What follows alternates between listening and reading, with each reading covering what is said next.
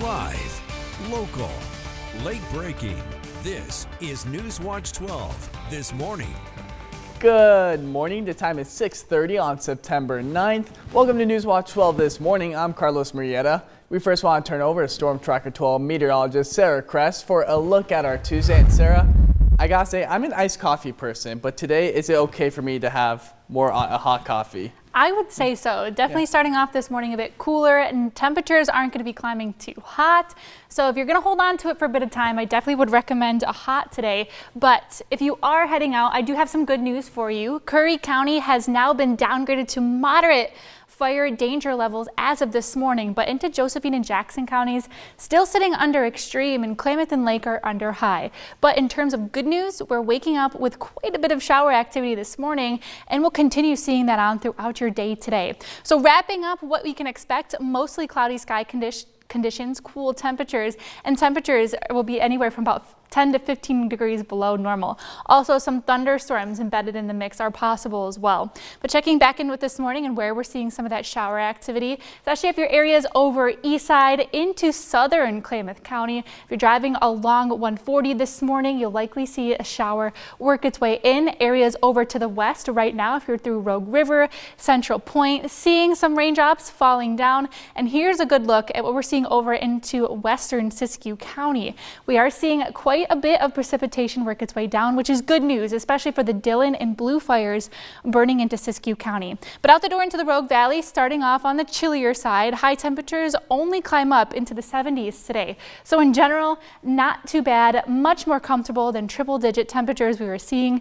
earlier this summer. But today's highs around the rest of the region, not missing out on that fall-like weather, especially if your area is over east side, only climbing up into the mid-60s for your high temperatures today. Now, we also have the chance to see some thunderstorms working their way into the mix. So I'll go ahead and talk about what this could mean for you and what you'll likely see into the days ahead coming up in your next forecast. It's been 5 years since the Alameda, South Obenchain, and Slater fires all ignited, and we're looking back at the fires and seeing how our community continues to move forward. As the Alameda fire grew to approximately 3,000 acres, approximately 600 businesses were impacted by the fire, with over 130 of those being entirely destroyed.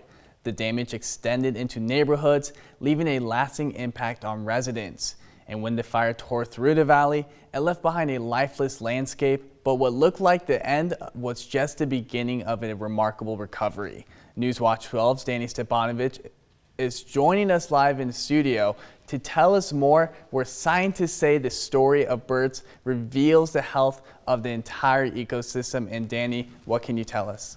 Thanks, Carlos. For the last 4 years, local organizations have been monitoring bird populations along Bear Creek to understand how birds can guide the recovery of our valley's most important habitats. Birds are more than just part of the scenery. They're nature's early warning system. Scientists call them indicator species, a reflection of the health of the entire ecosystem. Birds are indicators of our own well-being. They're like the canary in the coal mine. Years of fire suppression combined with invasive plants like the Himalayan blackberry created dense, dry fuel. You know, historically that stuff would have been burned through periodic small intensity fires. We took fire off the landscape essentially. We also brought in non-native species. It was a recipe for disaster. The fire was devastating for birds in the short term, but it wiped out dense blackberry thickets and native forests regrew incredibly fast. And in a couple of years, bird populations rebounded. Recovery efforts at Bear Creek focus on preventing invasive species from returning, connecting riverbanks, reintroducing multi-layered vegetation. The biggest thing that focus for restoration in there right now needs to be trying to prevent the noxious weeds from coming back.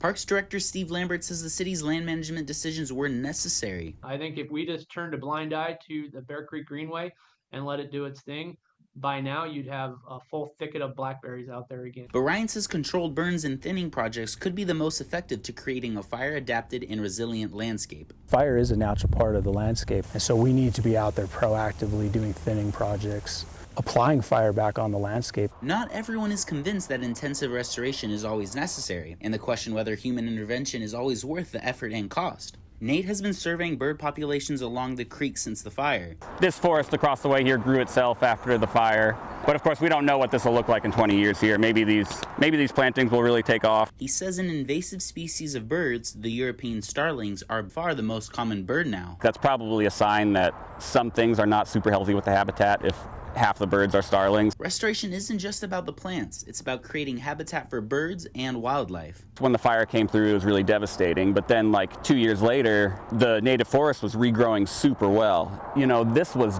burnt to a crisp 5 years ago, and you can see how thick it is now. Scientists emphasize that the health of the habitat is more than removing invasive species. It's about maintaining the structure that supports native wildlife. Riparian forests are different than other forests, and if we don't maintain their structure, then the birds that have evolved to live only here and nowhere else will have nowhere to go. Bird data along Bear Creek is being documented by local volunteers like Nate. You too can get involved by visiting the Rogue Valley Audubon Society's website. Reporting in studio, Danny Stepanovich. Thank you, Danny. Moving to the fire watch, containment on the Blue Fire has gone up 13% this morning as the fire grows to more than 3,600 acres.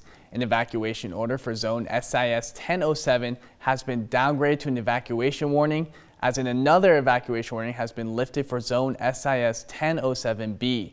Incident management says they saw very minimal growth over the last 24 hours thanks to the weather. In the Dillon fires, containment is now up to 57% as firefighters continue making progress on that fire as well. Officials stress the fire's perimeter maps are preliminary and don't show which structures may be damaged. Evacuation levels have been downgraded in several areas, with some warnings lifted altogether. And there is a new closure in effect for the Kelsey Peak fire. Parts of the Rogue River Trail and the Grave Creek to Mariel Byway are now closed. A temporary flight restriction is also in place up to 7,000 feet, and that fire is burning at almost 1,000 acres with 5% containment.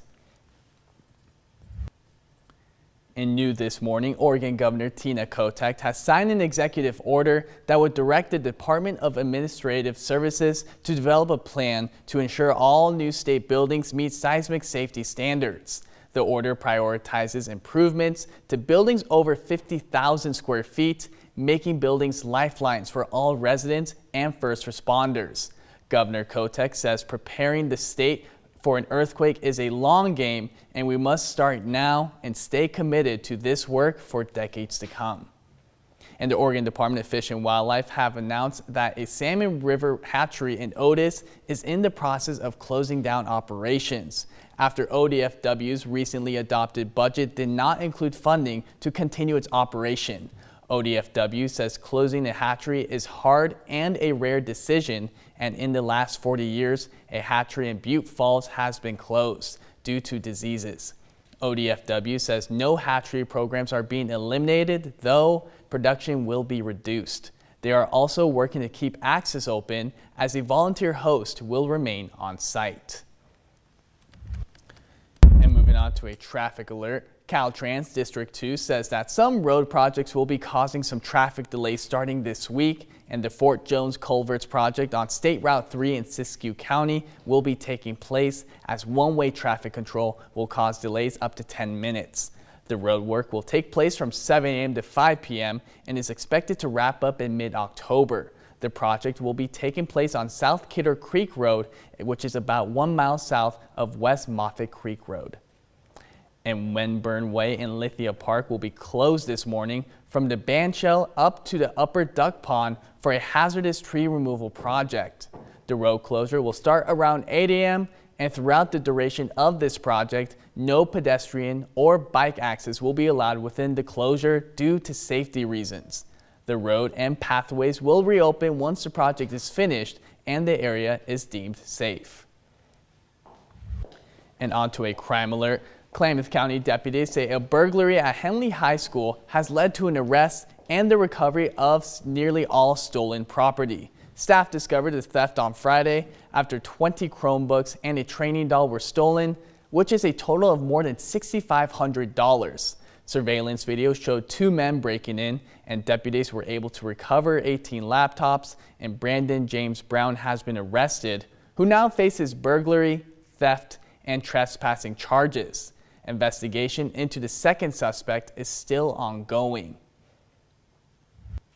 And on to a money alert. Oregon Senator Ron Wyden has announced that more than $6 million in federal investment is coming to Gold Hill so city residents can be connected to the regional wastewater system.